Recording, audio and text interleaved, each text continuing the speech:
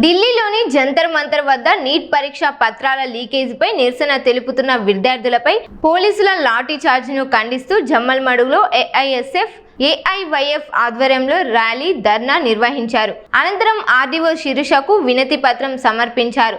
దేశవ్యాప్తంగా పలుమార్లు పరీక్షా పత్రాల లీకేజీలు జరిగినప్పటికీ ప్రభుత్వం సమర్థవంతమైన చర్యలు తీసుకోవడం లేదని నాయకులు విమర్శించారు. శాంతియుతంగా నిరసన వ్యక్తం చేస్తున్న విద్యార్థులపై లాఠీ చార్జ్ చేయడం ప్రజాస్వామ్య విరుద్ధమని మండిపడ్డారు. విద్యార్థుల డిమాండ్లను వెంటనే పరిష్కరించాలని, లేకపోతే రాష్ట్ర వ్యాప్తంగా ఉద్యమాన్ని మరింత ఉధృతం చేస్తామని హెచ్చరించారు.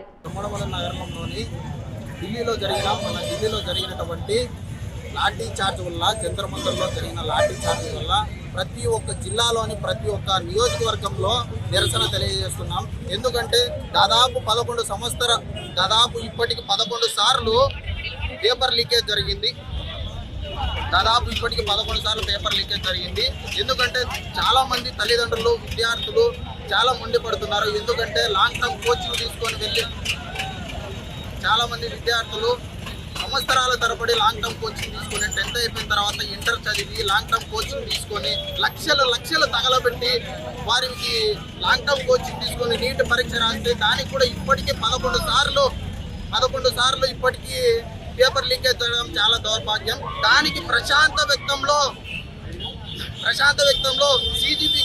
సిజిపి పార్టీ ఈరోజు ప్రశాంతంగా ధర్నాను నిర్వహిస్తుంటే విద్యార్థుల పైన, యువత పైన లాఠీ చార్జ్ చేయడం చాలా దౌర్భాగ్యం అని ఈరోజు మండిపడుతున్నాం. ఇలాగే చేస్తే ఏఎస్ఎఫ్ కావచ్చు, ఏవైఎస్ఎఫ్ కావచ్చు, మిగతా అన్ని సంఘాలు మెలుక్కొని ప్రతి ఒక్క జిల్లా కావచ్చు, ప్రతి ఒక్క రాష్ట్రం కావచ్చు, అందరు మెలుక్కొని పెద్ద ఎత్తున ప్రతి ఒక్కరు కాకరొచ్చుగా ఏర్పడతారని ఈ సభాముఖంగా మేము తెలియజేస్తున్నాం. ఇలా సహాయ కార్యదర్శి ఇవాళ ఏదైతే ఢిల్లీ పట్టణంలో పెద్ద ఎత్తున ఈరోజు మొత్తం ఇండియా వైడ్ ఈరోజు ధర్నా కార్యక్రమం చేస్తే ఈరోజు బీజేపీ అయితే ఎంత దౌర్భాగ్యానికి దిగజారిపోయిందంటే ఈరోజు నరేంద్ర మోడీ కావచ్చు, అలాగే అమిత్ షా కావచ్చు, ఎంత దౌర్భాగ్యంగా దిగజారిపోయామంటే ఈరోజు విద్యార్థులకు రక్తపాతం చేస్తారు. మేమైతే ఆల్ ఇండియా స్టూడెంట్ ఫెడరేషన్ మేము తీవ్రంగా ఖండిస్తాం.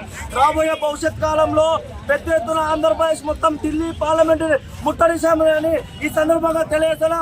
అలాగే చూసుకుంటే మనం చంద్రబాబు నాయుడు ఏం చేస్తున్నారు, నారా లోకేష్ ఏం చేస్తారు, ఈరోజు విద్యార్థులకు, యువతకు ఉపాధి కల్పించుకుంటే మీరు విదేశాలకు తిరుగుతారు, మేమైతే చూస్తా ఊరుకోము. ఆంధ్రప్రదేశ్ యువత మొత్తం, విద్యార్థులు మొత్తం తరలి వస్తామని ఈ సందర్భంగా తెలియజేస్తున్నాం.